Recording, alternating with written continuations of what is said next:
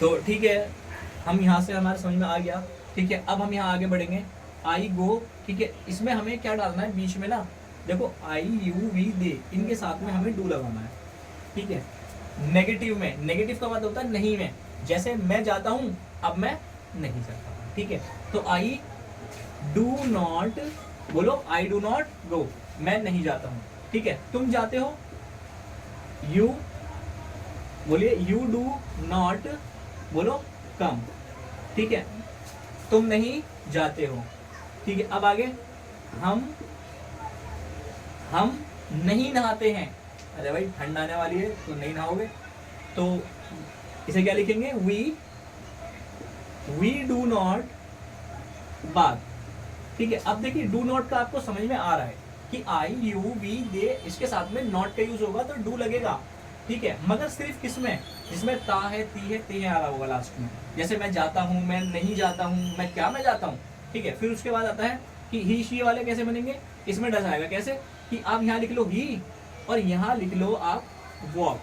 ठीक है, लिख लिया, अब इसके बीच में लगा लो DOES, does not. He does not walk, वह नहीं चलता है।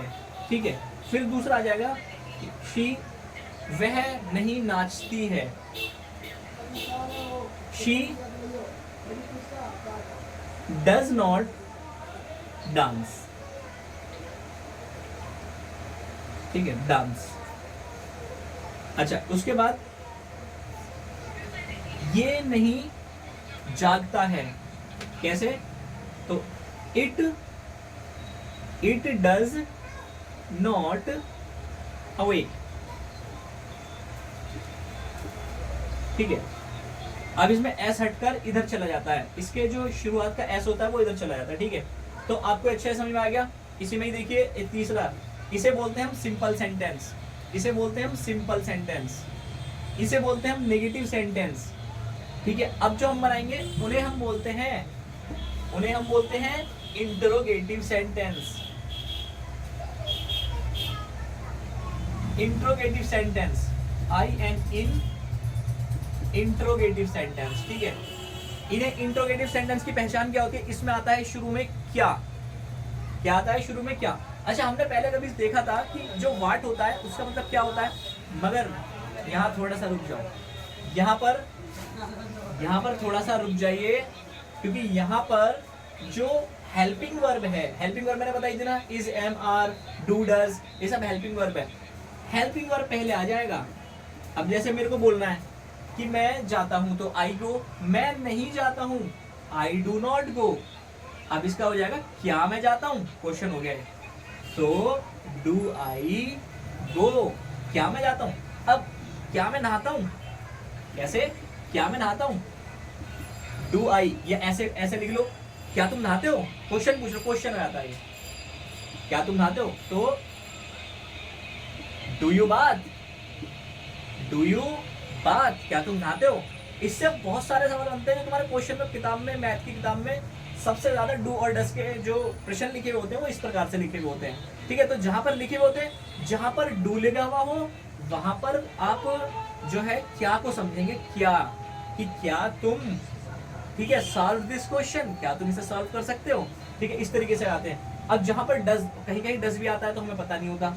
ठीक है, तो अब हमें पता चल गया है, अब हम जान चुके हैं। ठीक है, तो क्या वह चलता है, तो कैसे लिखेंगे,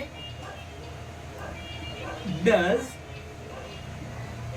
क्या वह चलता है, डज ही वॉक, क्या वह नहीं चलता है। अब देखो नहीं के नेगेटिव वाले में, डज ही नॉट वॉक। ठीक है, तो ये कैसा है, आपको समझ में आया, सेंटेंस समझ में आ रहा है। अगर समझ में आ रहा है तो उतना ही आसान है जितना आपने सही तरीके से समझ लिया।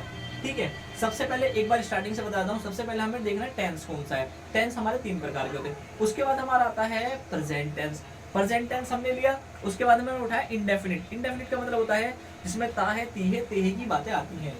उसके अंदर फिर हम आते हैं कौन सा, तीन तीन उसमें आते हैं, जैसे जिसमें आता है ता है ती है ते हैं। मैं जाता हूँ, मैं नहीं जाता हूँ, क्या मैं जाता हूँ।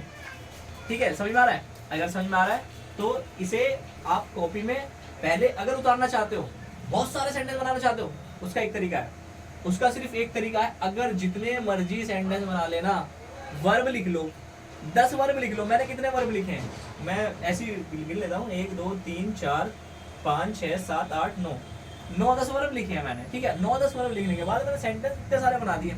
अगर आप 100 वर्ब एक साइड में लिखो, ठीक है, और उसके बाद उनके आगे आई लगाते रहो, फिर डू लगाते रहो, फिर डू आई लगाते रहो। ठीक है, तो ये आपको समझ में आ रहा है? अगर आपको समझ में आ रहा है तो वेरी गुड। ठीक है, तो अब हम जो है नेक्स्ट क्लास में जो हम आपको सिखाएंगे, नेक्स्ट क्लास में जो हम सीखने वाले हैं वो है पास्ट। पास्ट का मतलब होता है बीता हुआ समय, पुराना टाइम, चाहे वो 1 सेकंड पुराना क्यों ना हो। मैंने लिखा, मैं लिख चुका ना इसे, तो मैंने लिखा तो ये बीत गया समय, पास्ट हो गया, पास्ट हो गया। अभी मैं खड़ा हूँ तुमसे बात कर रहा हूँ, तो ये क्या चल रहा है, प्रेजेंट चल रहा है। ठीक है, इसी प्रकार से हमारी वीडियो में आप बने रहें और सीखते रहें। जय हिंद। और उन बच्चों को वीडियो शेयर कर दो जिन्हें इसकी ज़्यादा ज़रूरत है। ठीक है, थैंक यू सो मच।